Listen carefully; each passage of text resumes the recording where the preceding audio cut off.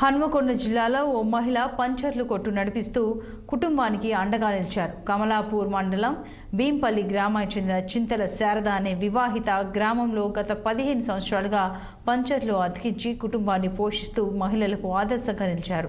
తన భర్త అనారోగ్యంతో అచేతన స్థితిలో ఉన్నా తన ఆత్మవిశ్వాసంతో కుటుంబాన్ని ముందుకు నడిపించుకుంటున్నారు. 2 పిల్లలను ఉన్నత చదువులు చదివించి కూతురుకు వివాహం చేసింది. గత 15 ఏళ్లుగా ఏ ప్రభుత్వం తమకు ఎటువంటి సహాయం అందించలేదని ఆమె ఆవేదన వ్యక్తం చేశారు. ఇప్పటికైనా కాంగ్రెస్ ప్రభుత్వం స్పందించి తనకు సహాయం చేసి తన కుటుంబాన్ని ఆదుకోవాలని ముఖ్యమంత్రి రేవంత్ రెడ్డికి శారద విన్నవించుకున్నారు. 3 సంవత్సరాలు అవుతుంది. పెళ్ళైన కంచెలకు 20 సంవత్సరాలు పనిచేసిండు. ఇప్పుడు 15 సంవత్సరాలు కాలం నుంచి పని చేయటం లేదు. ఆయన చేతులు కాళ్ళు పని చేయటం లేదు. అట్లా కానీ పని చేయకుండా సపరేక ఉట్టిగానే కూర్చొని ఉంటాడు.